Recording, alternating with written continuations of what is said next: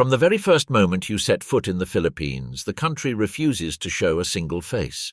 It is an archipelago of more than 7,000 islands where extremes coexist with bewildering ease. Luxury and poverty brush against each other as effortlessly as the sea caresses the palms on the beaches.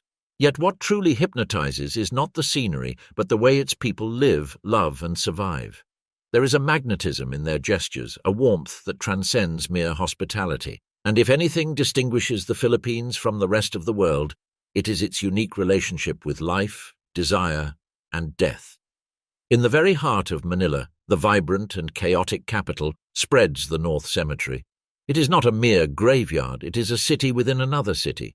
There are streets, makeshift houses among tombs, and children who play between headstones as though they were sculptures in a park.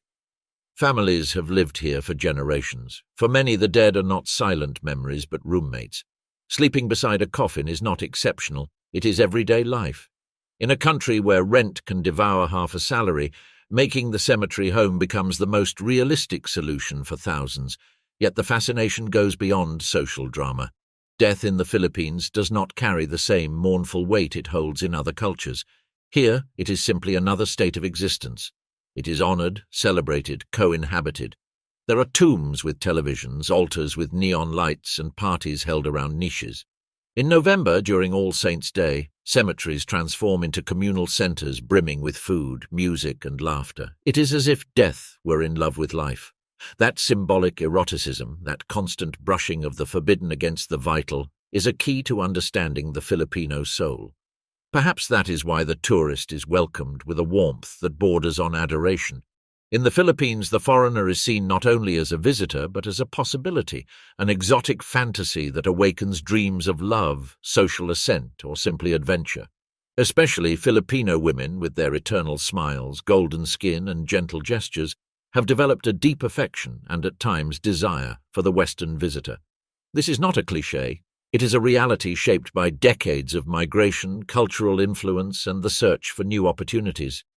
Many young women grow up hearing stories of cousins or friends who found love with a European, American, or Japanese man. They see it as part romantic destiny, part social escape. In certain rural regions, families even encourage girls to be kind to tourists, not out of submission but as strategy. In a country where the minimum wage can amount to only a few dollars a day, the idea of a love that crosses borders represents far more than emotion. It is survival and redemption. But this adoration is not one-sided. The tourist upon arrival is also seduced, not only by physical beauty but by the open, affectionate and respectful attitude of Filipino women. It is not uncommon to see middle-aged men lose themselves in sweet conversations, strolls through colorful markets and dinners under candlelight by the sea. What begins as a trip can turn into an improvised love story and, in some cases, a real commitment. This cultural passion does not manifest solely in tourist districts or coastal areas.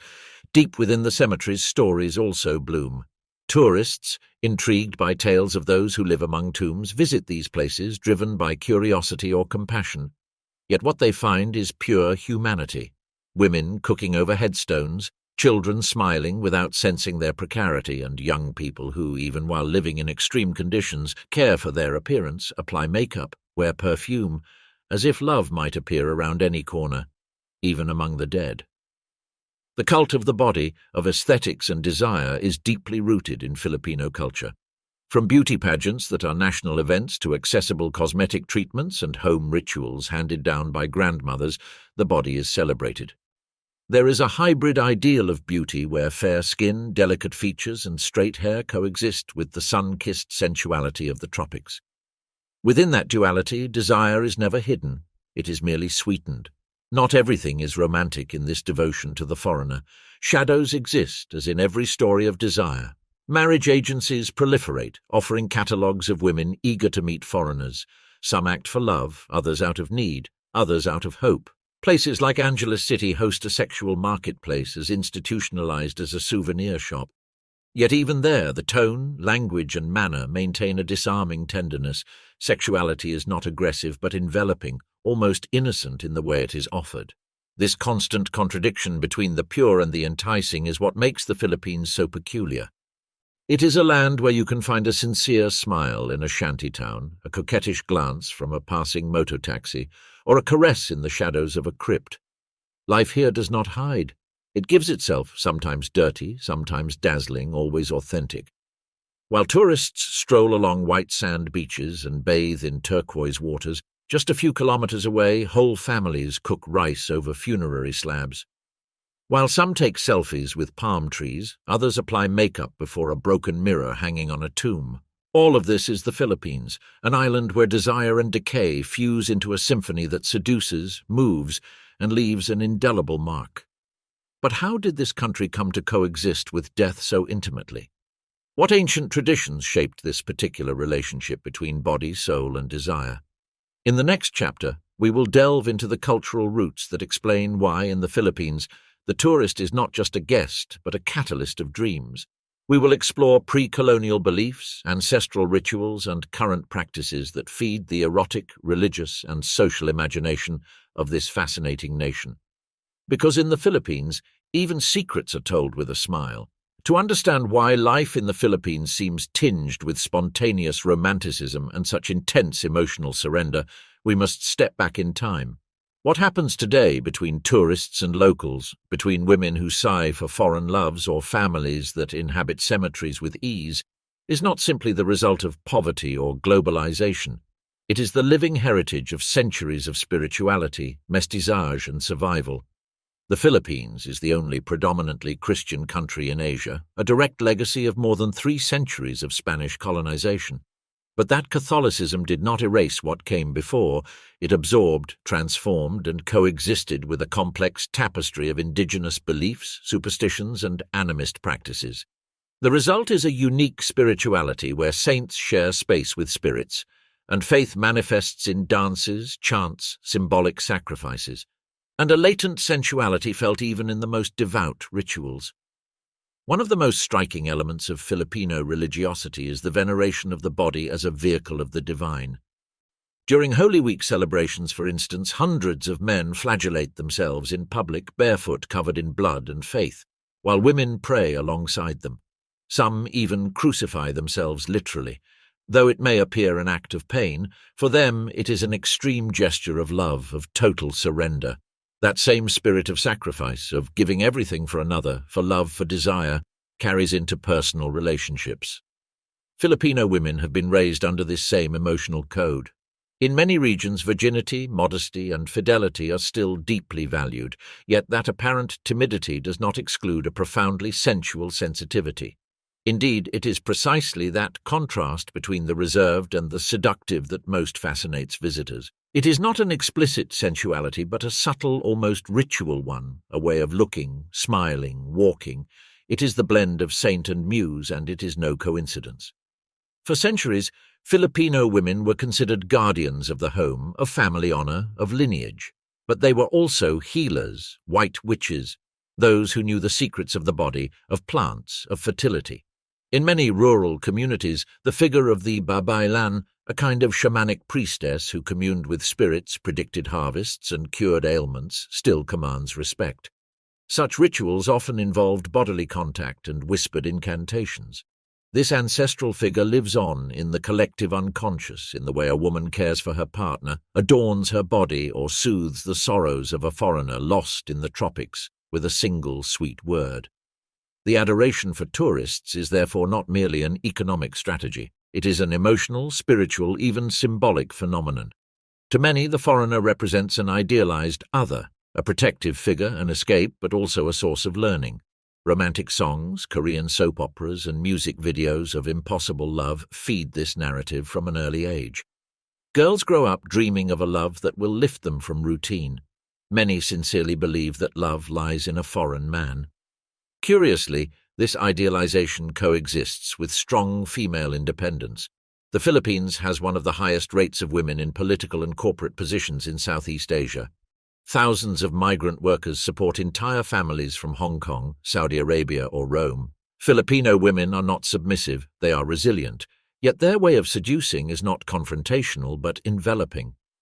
What might seem like weakness to a Westerner is actually an ancient emotional strategy. In the Philippines, softness rules. This emotional mastery also shapes family bonds. Here, family is everything. A tourist who falls in love with a Filipino woman gains not only a partner but a community. He is embraced by aunts, cousins, brothers, neighbors. He is hugged, fed, cared for. In this culture, the foreigner becomes a symbolic son, a collective protector, a shared hope. Adoration thus forms an affectionate circle.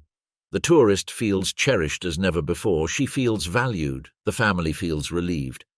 Relationships born in unequal contexts often end in lasting marriages. The Philippines is among the countries with the most binational couples, especially with Europeans, Americans, and Koreans. Many of these marriages prove surprisingly harmonious, each partner loving from what the other provides. Security on one side, tenderness and loyalty on the other. Yet not all is love and spirituality. Cases of abuse, deceit, tourists playing with vulnerable women's feelings, or women feigning affection for money do exist. It is part of the game. But those who truly immerse themselves in Filipino culture discover that behind each seductive gesture lies a story, a sick grandmother, an uneducated brother, a dream of a house with its own bathroom. Desire here is not superficial. It is deep. It is a tool for life. There is also a geographical reason for all this. The Philippines is an isolated archipelago fragmented by sea and time. For centuries, communities had to become self-sufficient, creative, adaptable.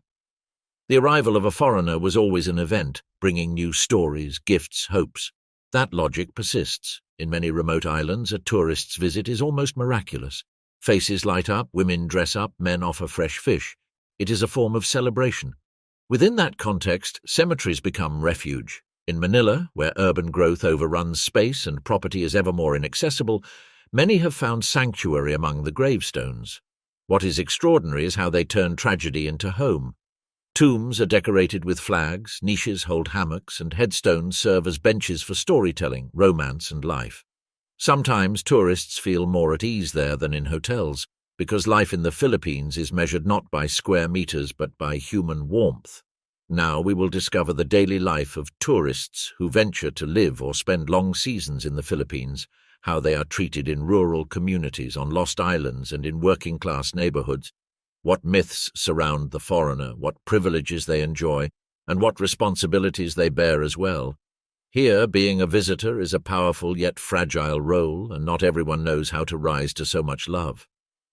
Landing in the Philippines is not simply arriving in another country. For many tourists, it is like entering a parallel dimension where time stops, smiles multiply, and the feeling of being special permeates the air. Being a foreigner in the Philippines is, in many senses, synonymous with status, admiration, and privilege. But it also means assuming a symbolic position loaded with expectations that can elevate you or crush you. From the moment a tourist sets foot on Filipino soil, especially if European, American, Australian, or Korean, he or she notices a difference. It is not only the warm climate or the bustle of jeepneys decorated like rolling carnivals. What impacts is the gaze of the people, eyes that observe with a mix of curiosity, respect, desire, and even reverence. And it is not only women. Men are hospitable too, though more reserved. Yet the foreigner is always seen as a symbol of another life, another culture, another level. This phenomenon runs deep. For decades, Filipino collective imagination has been dominated by foreign cultural products: Hollywood, Western pop music, Korean dramas, international brands. Add a colonial history that etched into the subconscious the notion that whatever is white, blonde, foreign, is aspirational. Hence, many local advertisements still feature Western models to sell everything from soap to food. To many Filipinos, especially in rural areas or humble neighborhoods, seeing a foreigner walking among them produces a mix of surprise and respect. Children often run up shouting, "Hey Joe!" an expression inherited from the time American soldiers roamed the streets after the Second World War. Sometimes it is playful, sometimes genuine admiration, yet it always sets the foreigner apart. That fascination intensifies when the tourist shows interest in local culture, learning a few words in Tagalog, eating with one's hands, riding a tricycle, or dancing at a neighborhood fiesta can provoke an avalanche of affection. People go out of their way to teach, care for, and share with you, not because you are superior, but because you are willing to enter their world. For Filipinos, that is an invaluable gesture of humility and connection. With adoration, however, comes idealization, and with it myths. One of the most pervasive is that every tourist is rich. Even if traveling with a backpack, staying in hostels or bargaining for discounts, the foreigner is still seen as a potential millionaire. This triggers two effects. On one hand, spontaneous generosity. People strive to please, invite, help, often without expecting anything in return. On the other, certain expectations arise, that you pay more at a market, leave a good tip, act as benefactor of the group.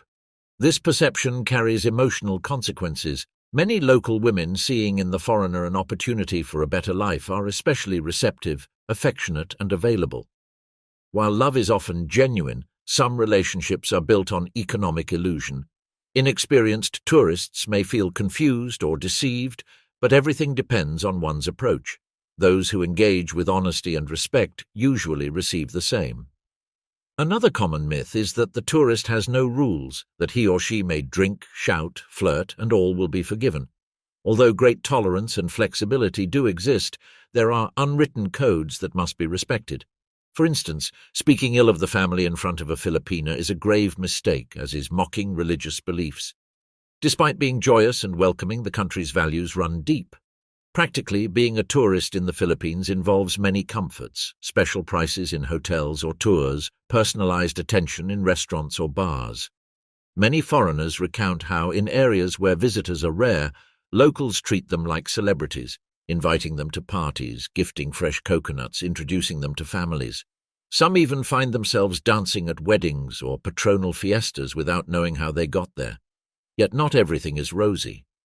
In tourist hubs, some locals have become more calculating, especially in places such as Boracay, Palawan, or El Nido, where the tourism industry has grown so large that some see foreigners more as customers than visitors. Prices inflate, smiles fade, and interaction loses its magic. Experienced travelers prefer lesser-known islands or rural provinces where authenticity still reigns. Nightlife is another key point. In cities like Manila, Angeles, or Cebu, bars and clubs exist where local women approach foreigners with romantic or sexual intentions.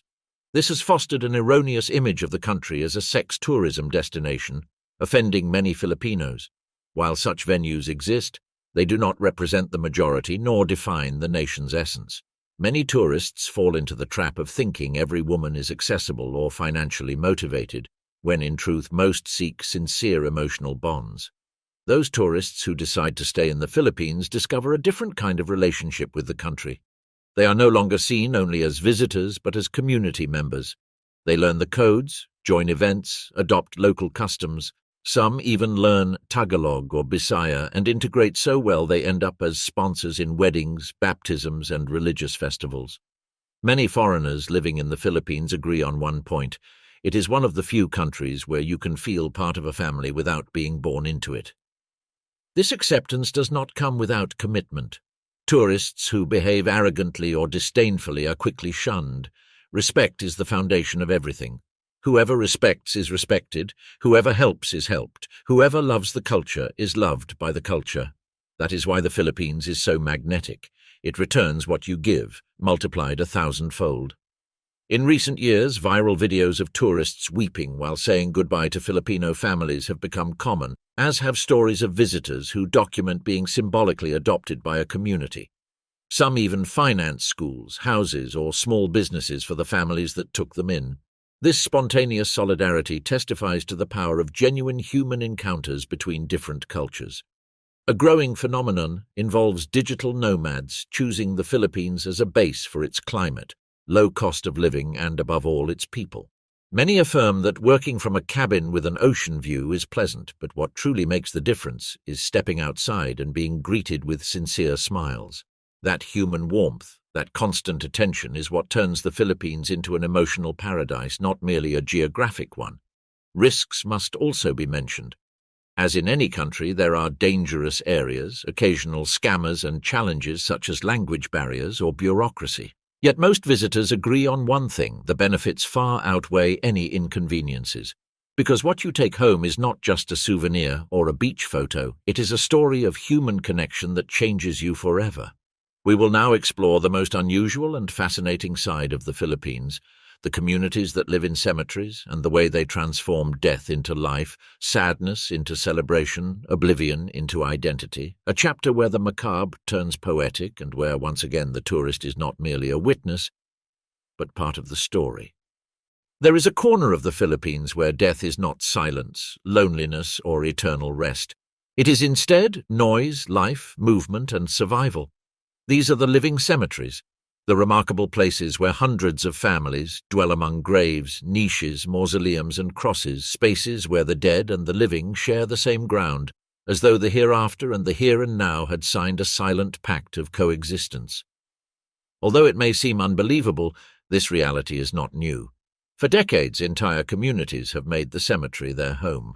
The most emblematic case is Manila's North Cemetery, one of the largest and oldest in the country, which has gradually transformed into a small city within the city. Narrow streets, corridors of niches, mausoleums with iron gates and marble roofs become bedrooms, kitchens, playgrounds, and even businesses. How does one end up living in a cemetery? The answer is as complex as it is brutal. For many Filipino families in extreme poverty, formal housing is simply impossible. Renting a room in Manila, even in marginal zones, can cost more than they earn in a week. Meanwhile, abandoned mausoleums in cemeteries offer roofs, shade, and a measure of privacy at no cost. Many of these families work in the very cemeteries where they live. They tend graves, clean niches, build structures, or sell flowers and candles. Some even serve as informal gravediggers, assisting at burials for a few pesos. They literally live off the hereafter, keeping the memory of the dead alive so they can feed the living. It is a disturbing yet deeply human symbiosis. Daily life in these places is surreal. You wake on a headstone, cook beside a tomb, play football among crosses, and watch television inside a mausoleum. For those who live there, death has lost its symbolic weight. It is no longer sacred or feared, but part of the landscape, part of the routine. Children grow up unafraid of spirits. Women hang laundry between niches. Men drink beer at dusk while sitting on graves. Everything unfolds with a normality that disconcerts the visitor. Tourists who dare to enter, yes, there are tours, are left stunned. Some feel discomfort, others fascination, but all agree they have seen nothing like it. The contrast between life and death is not the only marvel. It is the dignity with which these people face their reality. Despite the precariousness, there is order, community, even joy. Families help one another, share food, celebrate festivals, organize prayers, life in extreme conditions, yet overflowing with humanity. The most populated cemeteries are also the oldest, such as Manila South Cemetery, La Loma Catholic Cemetery, and Navotas Public Cemetery. Some mausoleums are so large and ornate that they function as true houses, marble structures spacious enough for beds, refrigerators, and even stoves. In certain cases, the original owners emigrated or died, leaving the edifices abandoned. Occupants move in not as thieves, but as survivors who find refuge in death. Most surprising is that many inhabitants do not wish to leave. Despite the conditions, they have created a home. Their children attend nearby schools, form friendships, establish routines. Some were even born in the cemetery and have never lived elsewhere. When the government attempts to evict or relocate them, many resist. For them, the graves symbolize protection, not demise. Ironically, cemeteries offer a peace not found in other slums: less violence, fewer drugs, fewer gangs. Removed from the urban frenzy, these spaces provide a rare kind of security. Cemeteries are guarded, closed at night, and often patrolled. Among the dead, one lives more calmly than in many dangerous areas of Manila. Of course, not everything is poetic. Cemetery life comes with tremendous challenges: lack of potable water, proper bathrooms, medical services, or sanitation. Rain turns pathways into rivers of mud, marble heats unbearably in the daytime, and death, though normalized, remains omnipresent, sometimes too close. Many children develop respiratory problems from humidity or silent traumas from living so near death. Families lose loved ones to preventable diseases because they lack access to health centers. Though organizations attempt to help, conditions remain critical. The cemetery is refuge yet also trap, a place that welcomes and confines. Nevertheless, resilience astonishes. Families create altars, decorate spaces, organize communal dinners. On All Saints' Day and Day of the Dead, cemeteries become fairs. Tombs glow with candles, overflow with flowers, and people spend the entire night celebrating. Even those who do not live there visit their deceased, and in that moment the living and the dead mingle in a collective party only the Philippines could offer. Tourists who witness this celebration are left awestruck.